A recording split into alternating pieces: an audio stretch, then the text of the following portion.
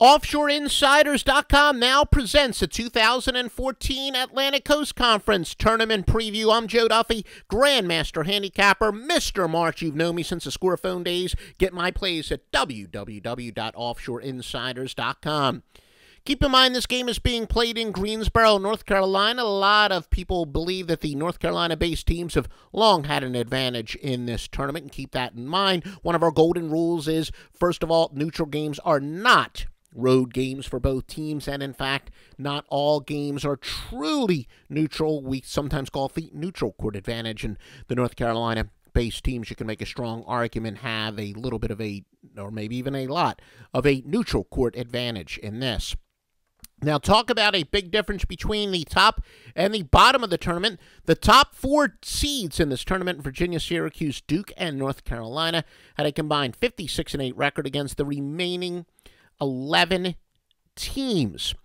Now, the Notre Dame is best on home and neutral courts. There is a big myth about a road equaling a neutral court.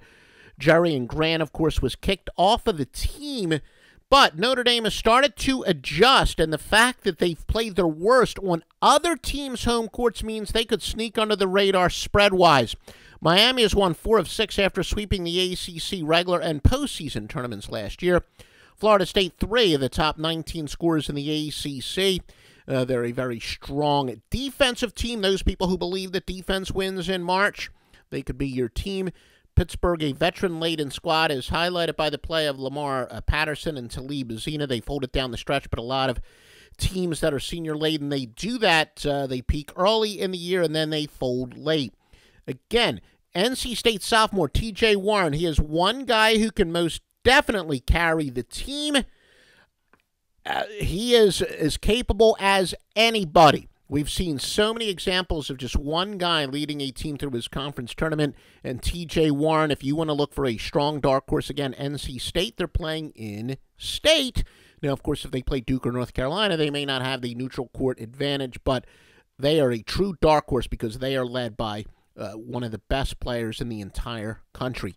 Clemson is also among the best defensive teams in the country. They don't have much scoring, but again, if you're a big believer in defense wins, of course, we've shown that to be a myth, but those of you who do disagree, Clemson could be your dark horse team and at the very least could be a dangerous dog.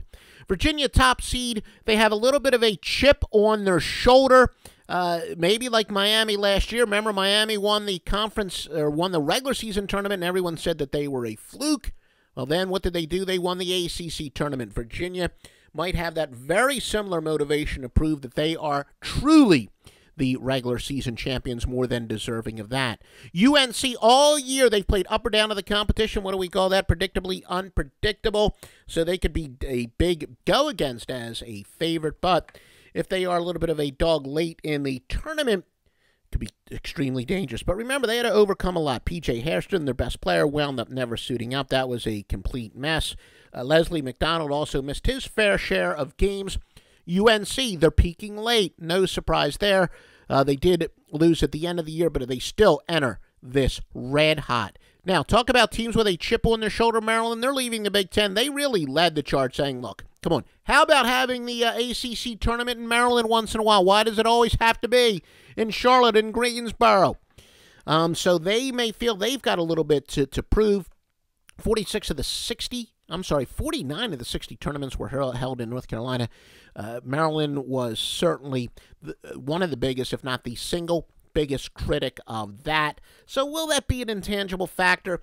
You know, we like to, on these podcasts, we like to report and you decide, but we will make the decision for you, the winning decision. Joe Duffy's picks at offshoreinsiders.com, www.offshoreinsiders.com. We are going to have a winning March. Mr. March, you know me since the Score Phone days. My picks have been public since 1988. It was sometime in the early 90s that I was given the title of Mr. March, and I've proven why ever since. More than a quarter century of winners, approaching our 27th anniversary in this industry. Joe Duffy's picks at offshoreinsiders.com.